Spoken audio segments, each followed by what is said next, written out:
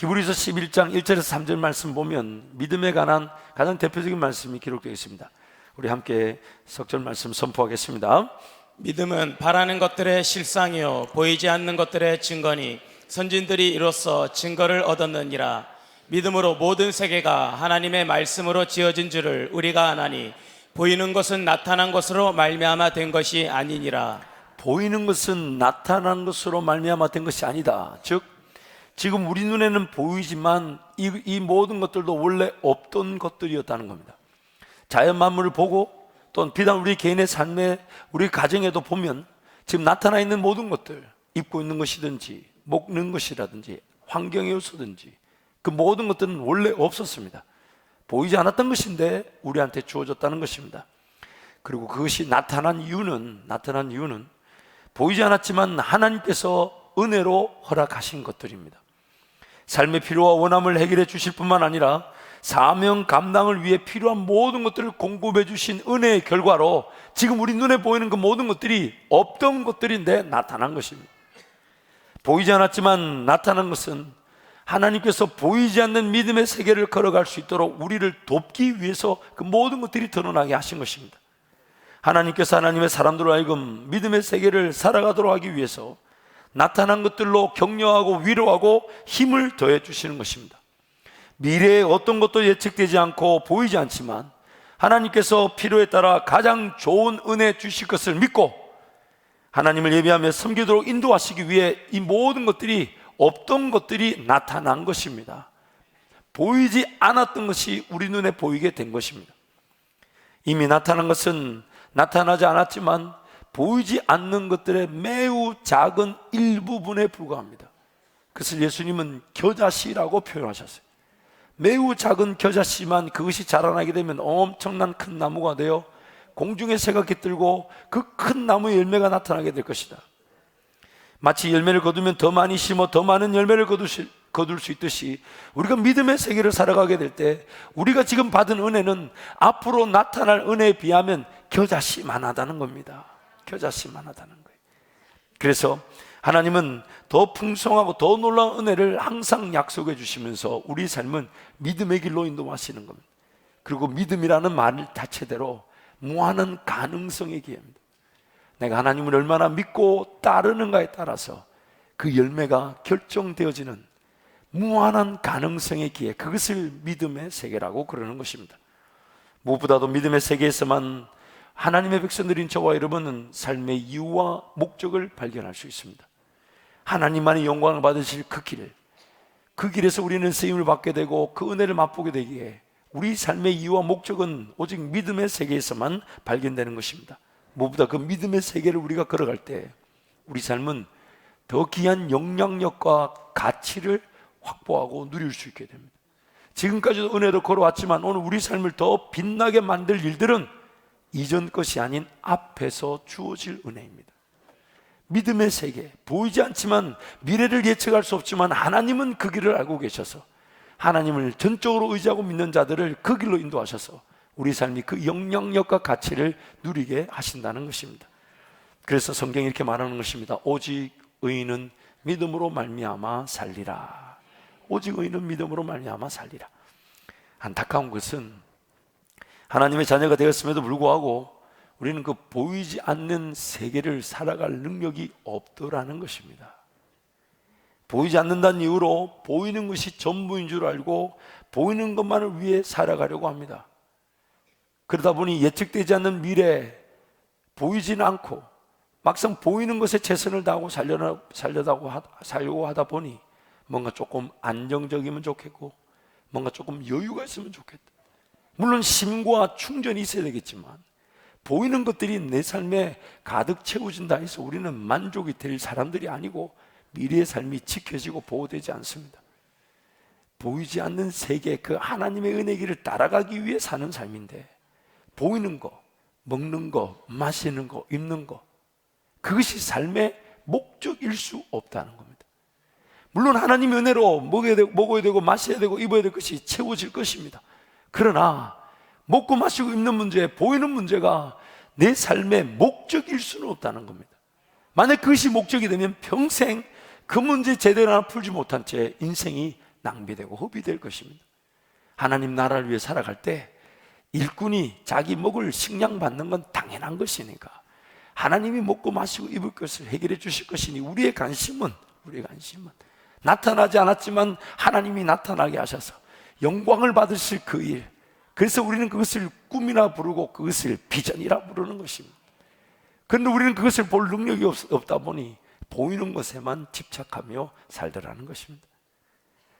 이것은 결국 하나님의 백성임에도 불구하고 보이는 것에만 집착하며 살아간다는 것은 하나님을 의지하지 않고서도 살아갈 수 있다는 것을 반증하는 셈입니다.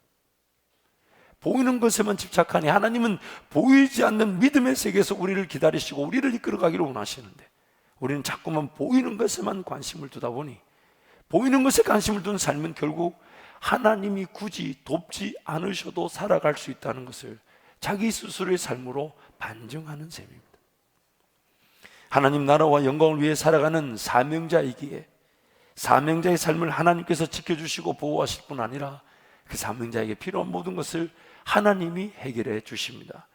그리고 그 사명의 일은 현재 주어진 사명을 감당하는 능력이든 혹은 미래에 나타날 새로운 길과 역사이든 간에 하나님께서 매일 주셔야 하는 능력으로만 감당되어지고 인내되어지고 누려지게 됩니다.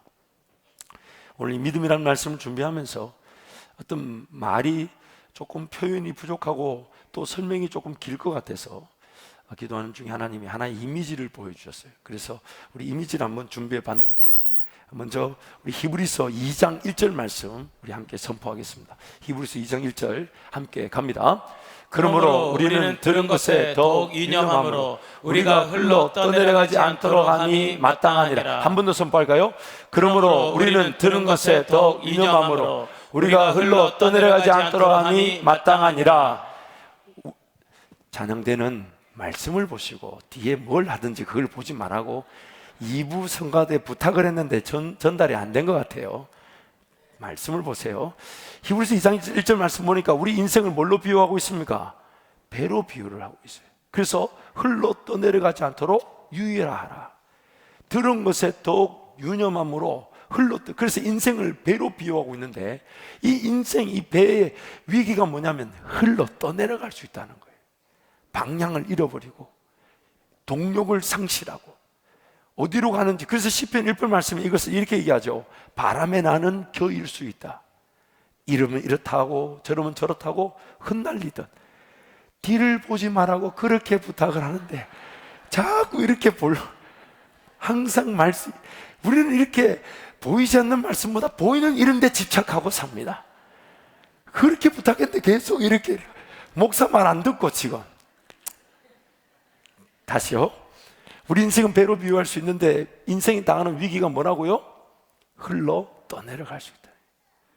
방향이 어딘지 모른 채. 그것을 히브리서 2장 15절에서는 이렇게도 표현합니다. 히브리서 2장 15절 말씀 같이 갑니다. 또 죽기를 무서워함으로 한평생 매여 종노릇하는 모든 자를 놓아주려 하심이니. 내가 어디에 매여 있냐면 한평생 인생이라는 것에 매여 있다는 거예요. 인생이라는 뜻. 그럼 예를 들어 이런 거 어떤 뜻이냐면 인생이라는 그 배 안에 내가 갇혀가지고 하나님의 은혜가 뭔지 하나님의 능력이 모른 채 그저 나의 최선만으로 살아갈 수가 있더라는 거예요. 나의 최선만으로. 이런 것에 여러분들처럼 요동하면 안 되고 지금 설명을 하잖아요. 배라는 것에 내 인생이 갇혀 있다는 거예요. 인생의 배 안에 내가 갇혀 있다는 거예요. 그러면서 추구할 바를 추구하는, 예를 들면 명예를 구하고 산다는 겁니다. 어떤 영향력과 위치를 확보하는 것이 꿈이 되고 비전이 되고 그 명예를 위해 열심히 산다는 거예요. 또 어떤 경우는 부귀, 내가 뭔가 가져야만 하는 힘이 있어야, 내가 뭔가 가져야만 하는 권세가 있어야 뭔가 일도 해볼 수 있을 것이 아니냐, 그 부귀 자체를 목적으로 삽니다.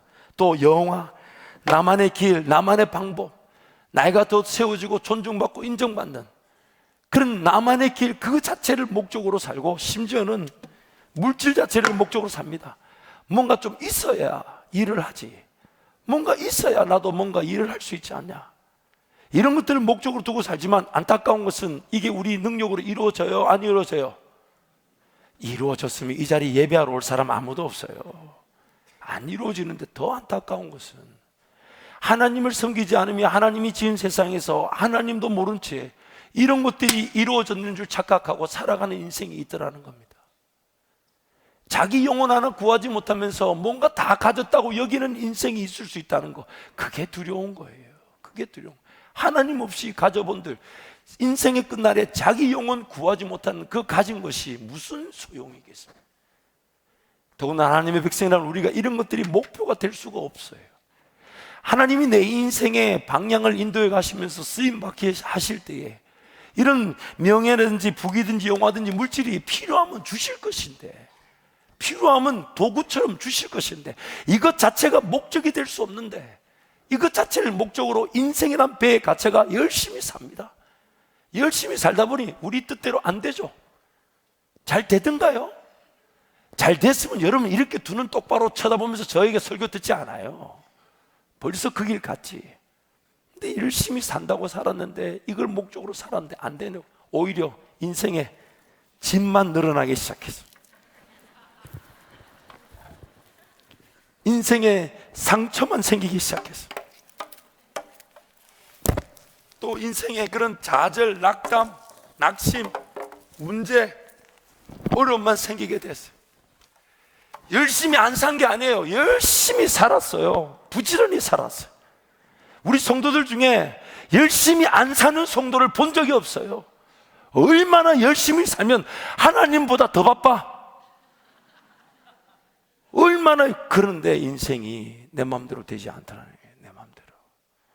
도리어 원하지 않는 무거운 것들만 주렁주렁 늘어났다는 거예요. 심지어 제 가운데 얽매여서 방황하기도 하더라는 거예요. 그러니까 그제서야 하나님을 찾습니다. 하나님 살려주세요. 하나님 은혜를 베풀어 주세요. 그제서야 하나님 은혜를 구하니까 우리 하나님이 기다렸다는 듯이 도우시는데, 어떻게 도우시냐? 믿음이라는 것을 선물로 주셔가지고 우리 인생이라는 배 안에 갇혀있지 않도록, 인생이라는 배 너머에서 하나님의 놀라운 역사를 기대하는 존재로 우리를 바꾸어 가시더라는 거예요. 물론 여전히 인생에 문제가 남아있을 수 있습니다. 그런데 하나님 우리에게 믿음을 주시니까 그 믿음이 오늘 인생이라는 이 배가 흘러 떠내려가고 있다는 걸 발견하게 하시고, 심지어 이 흘러 떠내려가는 것이 어디로 가는지 봤더니 저 천길 낭떠러지 같은 폭포를 향해 가고 있는데, 우리는 인생이라는 이 배 안에 갇혀가지고 그것조차 알면서도 무시하며 살았더라는 거예요. 인생이라는 배가 바람에 흩날리는 곁처럼 이리 방황하고 저리 방황했을 뿐만 아니라 이 배가 기어이 저 천길 낭떠러지 폭포를 향해, 사망이라는 걸 향해, 죽음이라는 걸 향해 가고 있었는데 우리가 그것을 망각하고 살았더라는 거예요. 그래서 하나님이 선물로 주신 믿음으로 우리는 삶을 발견하게 됐어요. 아, 내 인생이 흘러 떠내려가고 있었구나. 목적도 없이 방향도 없이 그저 내가 생각하는 거, 명예든 부귀든 물질이든 영화든 그거 하나 목표를 두고 뭘 내가 잘하는지, 하나님이 나를 통해 뭘 영광을 받는지 이런 거 완전히 잊어버리고 그저 눈앞에 보이는 거, 세상에 보이는 거, 남들이 하는 거, 내가 가늠할 수 있고 내가 여길 수 있는 거, 그것만 붙들고 살았는데 하나님 어느 날 나에게 믿음이라는 걸 선물로 주셔가지고 내 인생의 틀을 벗어나서 내 인생을 보게 하시고, 더군다나 이 인생이 내가 흘러 떠내려가 저 사망의 길을 피할 수 없고 내 힘으로 내 삶이 되지 않는 것을 깨닫게 하시면서 하나님 은혜를 구하게 하시더라는 거예요. 그리고 그때 하나님 은혜를 구하려는 그때 보니까 내 인생이, 나는 내 마음대로 산다고 여겼는데 내 인생을 하나님이 나를 붙들고 계셨다는 걸 그때 발견하게 됩니다. 세상을 지을 때부터 이 세상이 나를 위해 지어졌습니다. 하나님이 세상을 계획하고 창조하시기 전에 나부터 계획하셔가지고, 그러나 내가 죄로 말미암아 타락하여 죽어 마땅했는데 그런 내 인생을 포기하지 않으시고 그런 인생의 배를, 내 삶을 붙들고 계셨다는 걸 이제서야 알게 된 거예요. 그러고 나서 이제는 하나님만을 더 의지하기를 시작하더라는 겁니다. 하나님만을 붙들기 시작하더라는 거예요. 할 수만 있다면 예수만 더 바라보고, 할 수만 있다면 예수만 더 의지하고, 왜냐하면 그 예수님이 목자가 되시기 때문에 내 인생의 방향이 어디로 가야 될지, 어디가 안전한지, 심지어 폭풍우가 닥쳐온다 해도 주님이 내 배의 선장이 되시니까 그 모든 사망의 음침한 골짜기도 해를 두려워하지 않는 것은 주께서 나와 함께 하심이라. 주의 지팡이와 막대기가 나를 안위하시나이다. 그러면서 내 인생이 주님의 손에 붙들리는 걸 발견하고 내가 이제는 자발적으로 하나님이 주신 선물이 아니었으면 이것도 발견하지 못했을 텐데 하나님이 선물로 주신 믿음을 가지고 이걸 발견하고 자발적으로 이 주님을 붙들기 시작하는 거예요. 주님, 내 인생의 배를 인도해 주옵소서. 내 인생을 이끌어 주옵소서. 내 인생의 길이 되어 주시고 내 인생의 진리가 되어 주시고 또한 따라갈 능력이 되어 주시고 생명이 되어 주십시오. 그때서 우리는 이해하게 됩니다. 아, 그래서 주님이 나한테 너는 나를 따라오라 하셨구나. 너는 나를 따라오라 하셨구나. 그 인생의 길을 주님과 함께 따라가게 될 때 우리 인생이라는 배는 흘러 떠내려가지 않을 뿐만 아니라 거친 파도도 이겨내고 세상이 이렇게 한다 저렇게 한다라는 그런 방향을 거슬러서 역류하듯 하나님의 영광과 역사가 나타나는 믿음의 길을 걷게 된다는 것입니다.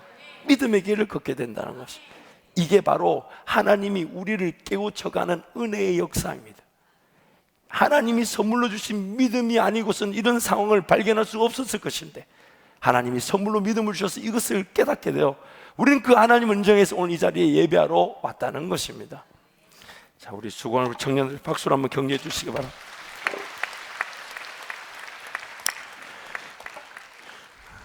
사랑하는 성도 여러분,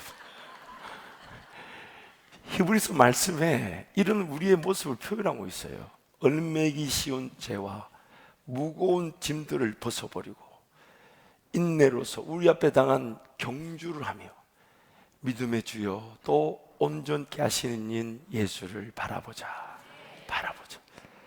이런 짐들, 이런 무거운 것들 누가 만든 걸까요? 누가 만들었어요? 옆에 사람이요? 제가 생각할 때 아내일 수 있다고는 생각합니다. 내가 만들었어. 내가 인생의 주도권을 쥐고 최선을 다한다 했지만은 지혜가 모자랐었어요. 지식이 없었어요. 내 능력으로 내 삶이 지켜지지도 못하는데 지켜질 줄 착각하고 살았다는 거예요. 그래서 우리 인생에 이런 무게 같은 것들이 드렁드렁.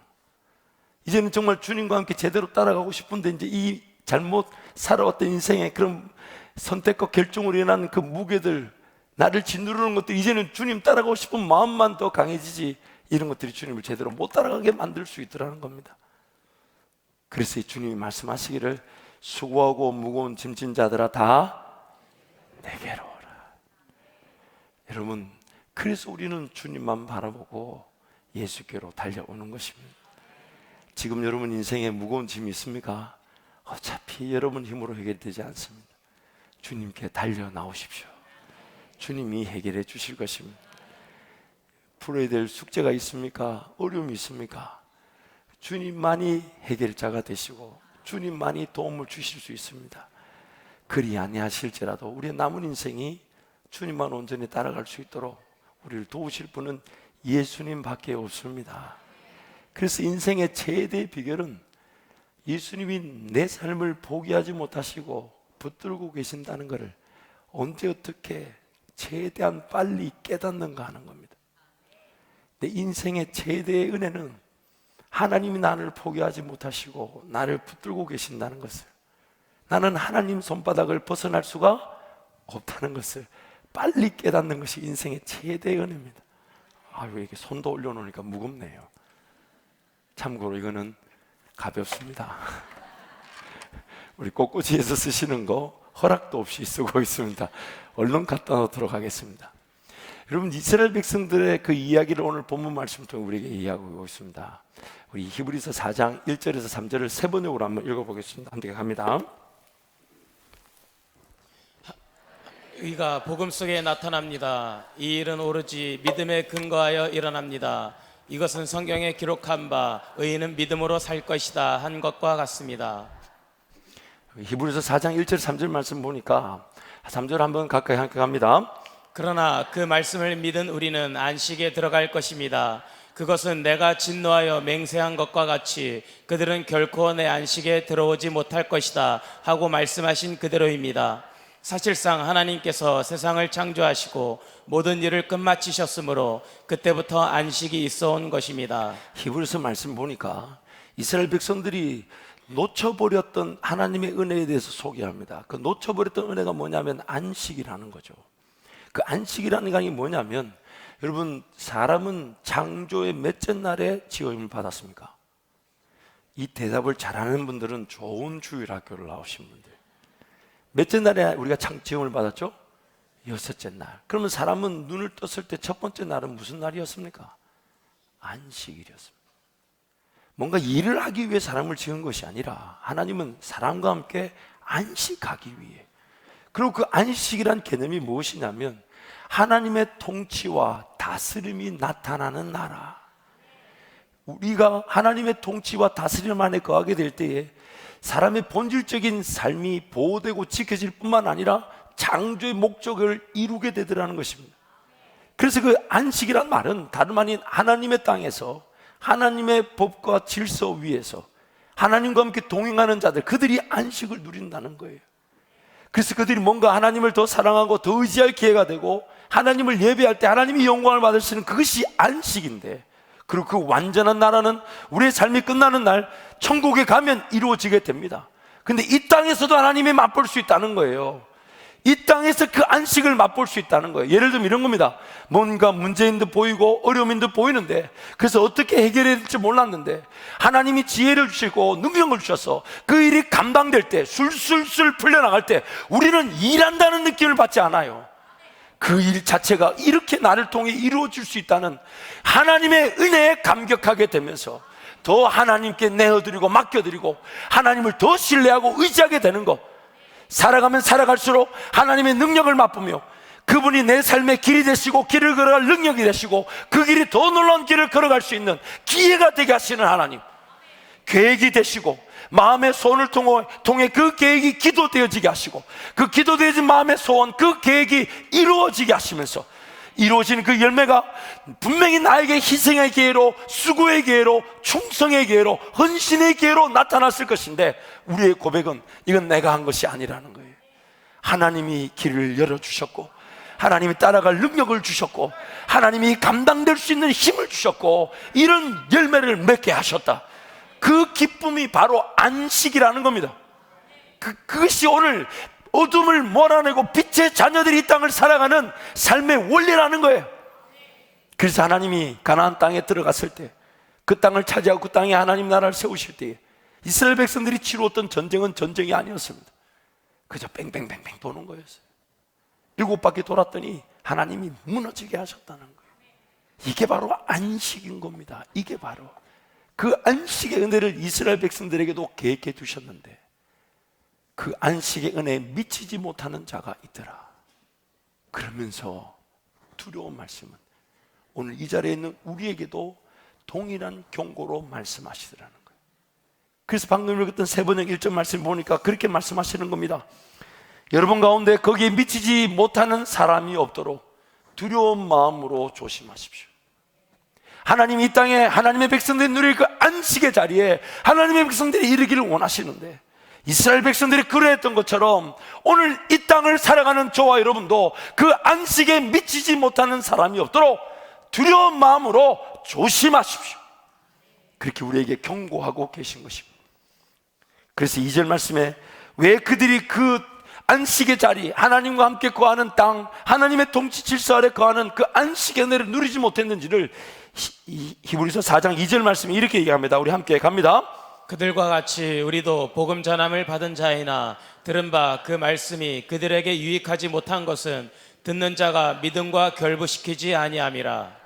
그들에게 뭐가 없었냐면 믿음이 없었다는 거예요. 분명히 하나님의 음성을 들었고 하나님의 인도하심을 분명히 들었습니다. 그런데 막상 그 땅, 하나님이 약속하셨죠. 너희들에게 이미 주었다. 젖과 꿀이 흐르는 땅이다. 그 땅에서 너희들은 나의 백성이도 나는 너희의 하나님이 되어 영원히 하나님 나라를 이루고 살자. 그래서 가나안 땅에 데리고 갔는데, 그래서 막상 정탐을 해보니 정말 젖과 꿀이 흐르는 땅, 하나님 말씀하신 땅이 맞아요. 그런데 그 땅에 들어가는 그 일을 하나님께 맡겨놓기보다는 다른 것으로 결정하고 말았어요. 그 다른 것이 무엇이냐면 하나님이 선물로 주신 믿음으로 결정한 게 아니라 자신들 인간적 믿음. 사람이 태어날 때부터 그러나 믿을 수 없는 잘못된 믿음으로 그 하나님의 뜻을 거절했다는 겁니다. 우리가 보기에 저들에 비하면 메뚜기다. 우리는 저 땅을 절대로 차지하지 못한다. 그래서 이렇게 말씀하는 겁니다. 하나님이 선물로 주신 믿음에 그들이 결부되지 못했다. 다른 말로 인간적 잘못된 믿음이 하나님이 선물로 주신 믿음보다 더 크게 작용했다. 하나님이 선물로 주신 믿음보다 인간적 잘못된 믿음이 더 크게 역사했다. 우리 안에는 지금 그 두 가지 믿음이 공존하고 있습니다. 인간적 잘못된 믿음. 그래서 인생이라는 그 틀 안에 갇혀서 열심히만 하고 살았을 수 있습니다. 여러분, 여러분의 인간적 믿음 믿을만 합니까? 아니면 믿어서는 안 됩니까? 잘 모르시는 분들이 좀 있는 것 같아요. 야, 이거 분명히 돼. 확실히 돼. 안 된 적 있어요? 없어요? 왜 안 됐을까요? 분명히 믿었잖아요. 될 줄 알았지 않습니까? 그렇게 사기당하고 어려움 당할 줄 알았습니까? 아니요. 꿈도 꾸지 않았어요. 근데 왜 안 됐습니까? 왜 이루어지지 않았습니까? 인간적 나의 본연의 믿음이 잘못됐더라는 거예요. 믿을 만한 믿음이 아니더라는 거예요.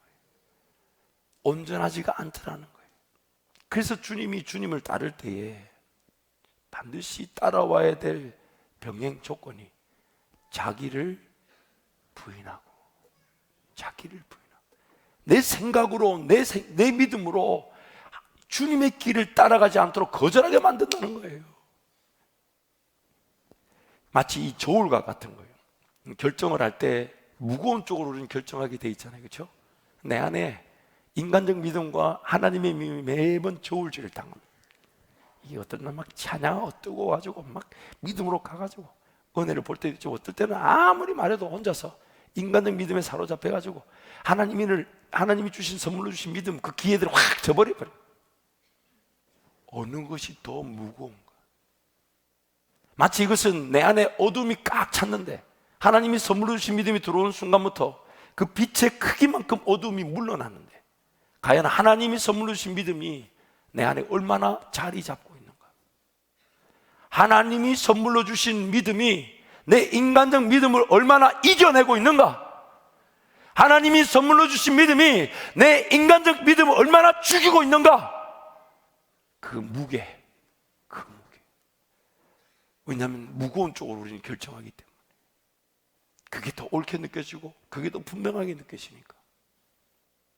그러므로 오늘 우리 삶의 관건은 하나님이 선물로 주신 믿음이 더하여져 가는 것이에요.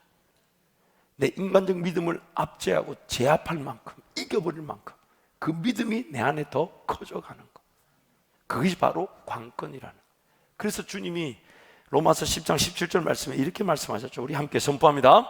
그러므로 믿음은 들음에서 나며 들음은 그리스도의 말씀으로 말미암았느니라. 우리 세 번 선포할까요? 시작. 그러므로 믿음은 들음에서 나며 들음은 그리스도의 말씀으로 말미암았느니라. 그러므로 믿음은 들음에서 나며 들음은 그리스도의 말씀으로 말미암았느니라. 그러므로 믿음은 들음에서 나며 들음은 그리스도의 말씀으로 말미암았느니라. 아멘. 하나님이 선물로 주신 믿음이 커질 수 있는 그 은혜에 대해서 말씀하시기를 들으라는 거예요. 좀 무식하게 그냥 걸어가지 말고 들으라는 거예요. 제발 좀. 저에게 하는 소리입니다. 그래서 하나님이 이스라엘 백성들에게 말씀을 주실 때 첫 번째 단어가 쉐마 이스라엘, 들으라 이스라엘, 들으라는 겁니다. 하나님 말씀을 통해 하나님의 뜻을 들으라는 겁니다. 그리고 이 말씀이 나에게 그 믿음을 더해주기 시작할 때에 우리 인간적 믿음은 말씀을 통해 얻게 된 그 하나님의 참된 믿음에 의해 지배를 당하게 되는데 안타까운 것은 그 인간적 믿음이 하나님이 선물로 주신 믿음보다 더 크게 느껴져서 하나님의 음성과 뜻을 알고서도 거절하는 일이 이스라엘 백성들에게 일어났고 오늘 우리에게도 일어날 수 있다는 겁니다. 그래서 하나님과 함께 동행하면 알지만 동행이 잘 안 됐던 거예요. 하나님은 지금 우리에게 끊임없이 말씀하기를 원하십니다. 그래서 세상을 지었을 때 그 목적이 뭐냐면 하나님과의 소통이었습니다. 그때는 이런 기록된 말씀이 필요 없었어요. 왜냐하면 온전한 소통이 있을 수 있었으니까. 죄가 없었을 때는 하나님의 어떤 음성이든 들을 수 있었는데 죄로 말미암아 타락하다 보니 이제 이런 기준이 없이는 하나님의 소리인지 내 소리인지 세상의 소리인지 마귀 소리인지를 분간할 능력이 우리에게 없다는 거예요. 그래서 하나님이 이 기록된 말씀을 주시면서 이 말씀을 통해 하나님의 그 음성을 들을 줄 알며 하나님과 소통할 줄 알며 하나님과 동행을 이루어가자고 기준이 되는 말씀을 딱 이렇게 한 권으로.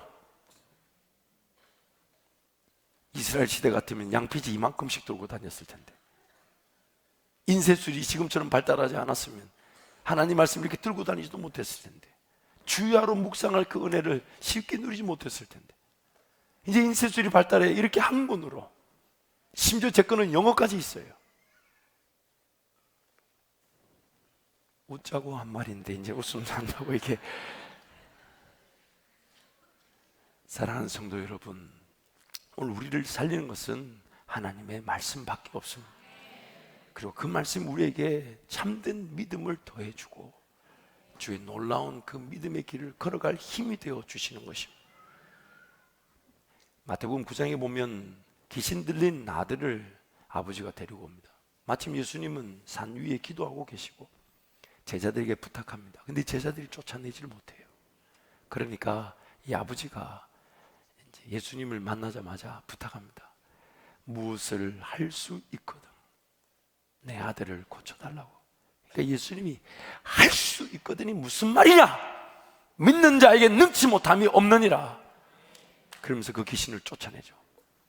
제자들이 예수님을 붙들고 물어봅니다. 우리는 왜 안 됐습니까? 예수님이 방금 전에 아버지한테 했던 그 할 수 있거든이 무슨 말이냐, 믿는 자에게 능치 못함이 없던 그 말이 제자들한테 주신 말씀인데, 이 제자들이 못 알아들으니까 뭐 때문에 안 되냐고 물어보니까 매우 확실한 적용점으로 그 제자들에게 이렇게 말씀하셨죠. 기도 외에는 다른 것으로 이런 방법이 나갈 수 없다. 기도가 뭡니까? 하나님과 나와의 소통이죠. 내 뜻보다 하나님의 뜻이 더 뛰어나며 내 방법보다 하나님의 방법만이 옳으며, 지금 내가 걸어가는 길이 잘못된 길이면 그것도 하나님이 깨닫게 해주셔야 되고, 하나님의 뜻 가운데 걸어가는 길이면 하나님이 능력을 주셔야 되는데, 그 소통을 통해 하나님께 모든 것이 달려있다고 고백하는 그것이 바로 기도라는 겁니다. 기도. 여러분, 우리는 이 땅에 하나님과 동행하기 위해, 소통하기 위해 남아있는 자들. 그러므로 하나님은 우리의 소통을 통해 보이지 않지만 우리는 그저 하나님만 의지했을 뿐인데 그 보이지 않는 길을 무궁무진한 하나님의 역사의 기회, 가능성의 기회로 여겨주시고 하나님을 신뢰하고 믿는 자들로 그 놀라운 믿음의 역사의 주역들이 되게 하시기를 원하시는데, 우리는 자꾸만 인간적 잘못된 불완전한 믿을 수 없는 사람의 믿음으로만 결정하고 따라가려고 한다는 것이. 그래서 오늘 이 말씀을 통해 2020년 하나님의 말씀과 사랑에 빠지시기를 축복합니다. 하나님 말씀에 깊이 묵상하시고 이 말씀에 지혜를 구하십시오. 꾸짖지 아니하시고 주신다고 하셨고, 무엇을 구하든지 이 말씀 속에서 발견되어지게 하실 것이고 하나님의 놀라운 뜻을 깨닫게 하실 것입니다. 고린도후서 5장 4절 말씀 보면 이런 말씀이 있습니다. 함께 갑니다. 참으로 이 장막에 있는 우리가 짐진 것 같이 탄식하는 것은 벗고자 함이 아니요 오히려 덧입고자 함이니 죽을 것이 생명에 삼킨 바 되게 하려 함이라. 죽을 것이 생명에게 따랄까요? 죽을 것이, 죽어야 할 나의 믿음이, 죽어야 할 나의 믿음이 살아있는 하나님의 믿음에 의해 살아있는 하나님의 믿음에 의해 삼킨 바 될 것입니다. 삼킨 바 될 것입니다.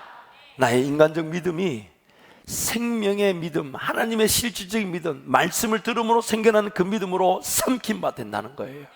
우리 한번 선포할까요? 따라합니다. 예수 이름으로 예수 이름으로 명령하고 선포하노니 명령하고 선포하노니 인간적인 잘못된 믿음은 사라질지어다.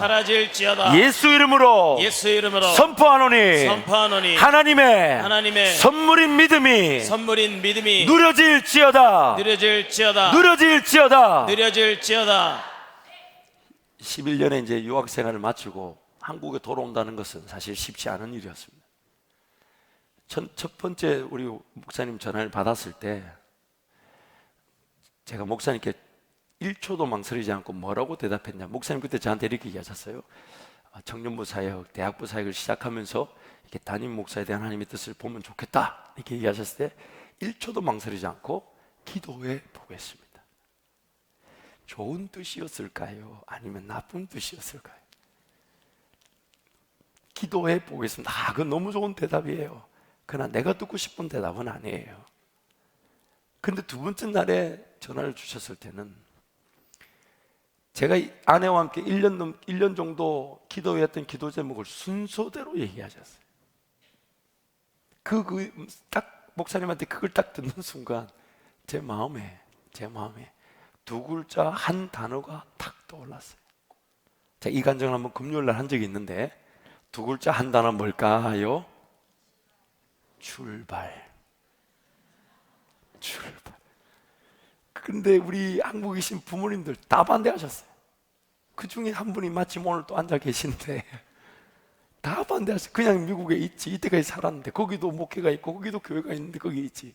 심지어 제 아내도 처음 얘기 들었을 때는 굉장히 힘들어했어요. 그러나 저도 이게 하나님 뜻이 아닌가. 근데 기도만 하면 그 출발이라는 단어가 사라지질 않아요. 그래서 이제 결정을 하고 또 아내도 일주일 뒤에 기도하면서 하나님이 예전에 아내가 했던 말을 분명히 보게 하셔가지고 제가 일주일 뒤에 보니까 이삿짐 센터에서 박스를 사가지고 포장을 하고 있더라고요. 제한테 대꾸는 안 하고.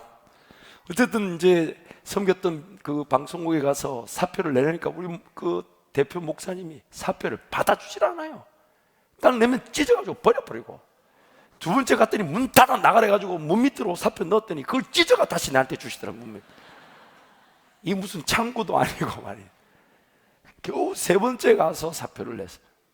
그만큼 정말 어떤 환경이나 상황을 보자면 제가 따라 나설 만한 그런 인간적인 것은 하나도 없었어요. 오직 한 가지, 1년 동안 기도했던 그 기도 제목들을 생각나게 하셔서 떠나야 한다는 그 감동만 주시니, 보이는 것이나 혹은 주변 환경과 상황을 가지고 묻는다면 결코 이 뜻을 헤아릴 수가 없었어요. 근데 기도만 하면 출발.